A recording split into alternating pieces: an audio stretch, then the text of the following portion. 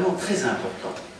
On finit par oublier que l'éthique en politique ne saurait se réduire au seul respect de la légalité, et que nombre de pratiques qui respectent les prescrits légaux ne sont absolument ni déontologiques ni démocratiques. Et donc, la conséquence de cette approche trop axée sur le judiciaire, c'est que l'aspect gestionnaire est quasiment pas abordé. Pour un peu, les mandataires publics qui respectent scrupuleusement les lois, ce qui est quand même bien le moins qu'on puisse attendre d'eux, peuvent se considérer comme de bons mandataires, comme d'excellents mandataires. Alors que ce que révèlent toutes ces affaires à répétition, mais elles ne les révèlent qu'indirectement, parce que cela, on pourrait l'observer ailleurs, là où il n'y a pas de problème judiciaire. C'est un formidable gaspillage de moyens publics, une gestion souvent paternaliste, archaïque, inefficace, et donc le fait que l'amélioration du management public n'est toujours pas considérée comme une question prioritaire. Moi, je passe beaucoup de temps dans mon propre travail à former des fonctionnaires, en particulier des responsables. Je ne fais que répéter autour de moi la souffrance qui est la leur, et la souffrance et la démotivation qui peut être la leur par rapport au fonctionnement actuel des administrations. Parfois, c'est même incroyable de rassembler, d'observer tout cela. Simplement, pour autant que les pratiques ne sont pas illégales, elles ne sont pas condamnables, et donc on dirait qu'il n'y a pas trop à s'en préoccuper. Hein. Et la gestion des crises, finalement, ne laisse pas assez de temps aux principaux responsables, mais n'aurait-il pas ça, je ne sais pas s'il s'y attellerait, ne laisse pas assez de temps et d'énergie pour réfléchir sereinement à la modernisation du secteur public, à la lumière des expériences qui sont menées un peu partout autour de nous. Hein. Donc voilà, je terminerai en disant qu'il faut quand même bien insister sur ce point encore et toujours. Il est parfaitement possible de gaspiller l'argent public en toute légalité. Le respect de la légalité, pour moi, ne se superpose pas à l'éthique en politique. Merci Alain. Eric ? Bien, pour commencer par prolonger ce que vient de dire Alain Irani, c'est vrai qu'on constate dans la pratique de la gestion des projets publics une extrêmement grande difficulté, si ce n'est l'impossibilité, de prendre en charge réellement l'intérêt général. On constate qu'en réalité, les fonctions publiques occupées par les mandataires en général sont en grande partie utilisées soit pour poursuivre des agendas particuliers, soit pour défendre des intérêts particuliers, qu'ils soient politiques ou bien communaux, un ministre qui défend des intérêts communaux pour des raisons électorales ou autres, et qu'on voit très difficilement émerger, assez exceptionnellement il faut le dire, de véritables projets d'intérêt général et portés par une préoccupation d'intérêt général. Et c'est ce qui fait que de si nombreux projets publics, on a parlé du RER tout de suite, on pourra en citer d'autres exemples, n'en finissent pas de se concevoir, de se réaliser, d'être en gestation. Lorsque parfois ils aboutissent, sont remis en cause immédiatement après, parfois lors d'une législature suivante, parce qu'il y a des changements de législature, simplement parce qu'on a un changement de couleur politique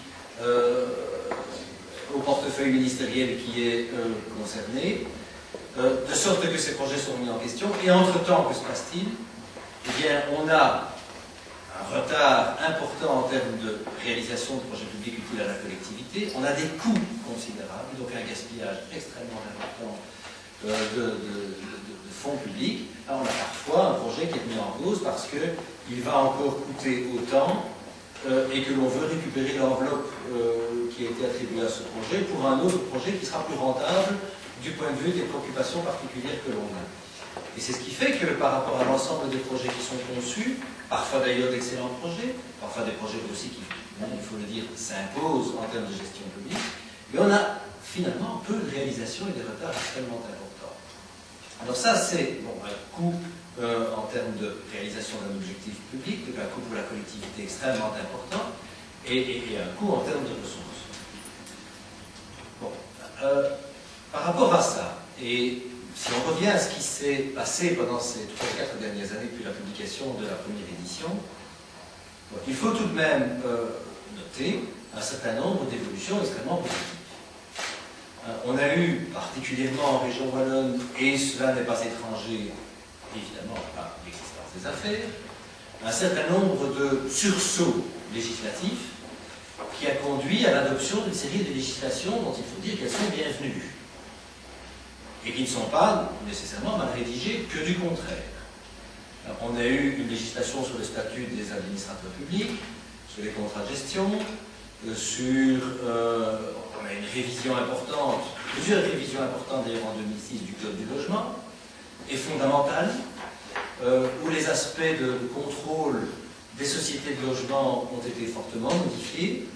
On a professionnalisé ce contrôle, on professe aussi de le dépolitiser, de faire en sorte qu'il soit plus axé sur la gestion et sur les intérêts dont sont chargées les sociétés de logement sociaux.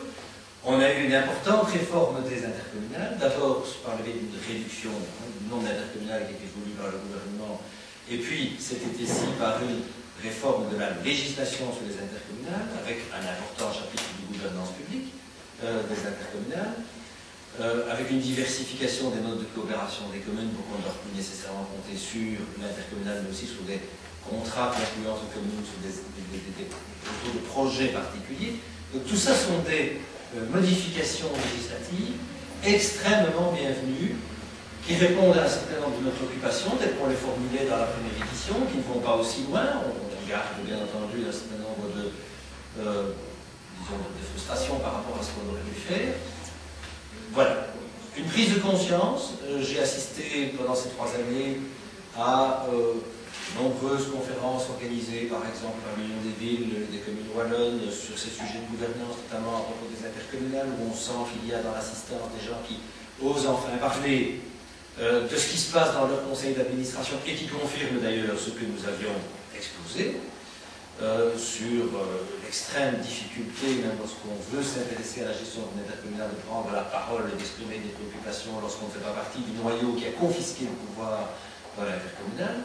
Donc des gens qui s'expriment, une prise de conscience tout à fait réelle, qui percole jusque dans les cabinets ministériels et jusqu'au gouvernement. Tout ça, ce sont d'excellentes choses.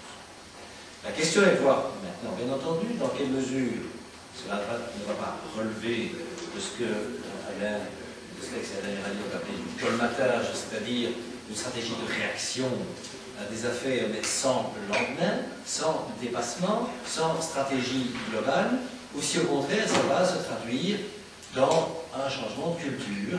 Est-ce qu'on va voir dans les années qui viennent, mais aujourd'hui c'est un peu tôt pour le dire, une véritable traduction de tout cela dans une nouvelle pratique de la gestion publique en Wallonie, à Bruxelles et on l'espère aussi en Flandre d'ailleurs, puisque la Flandre a ses propres affaires, bien entendu.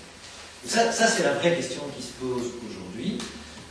Et à cet égard, je me permets de revenir sur des thèmes qui ont été développés par Alain Desteix et Alain Miralli jusqu'à présent, qui est que la loi ne doit pas être utilisée comme quelque chose que l'on peut mettre à son palmarès politique. On a fait adopter telle législation, et puis basta, on ne se préoccupe pas de ce qui se passe en réalité, de l'application de cette loi sur le terrain. De savoir si la loi, on va lui redonner la place qu'elle mérite, c'est-à-dire la loi c'est un instrument qui permet effectivement de canaliser, de guider les comportements, mais la loi ce n'est pas tout, elle ne peut pas tout résoudre dans un régime comme le nôtre. On a entendu effectivement, à Namur par exemple, des mandataires dire mais je n'ai rien commis d'illégal.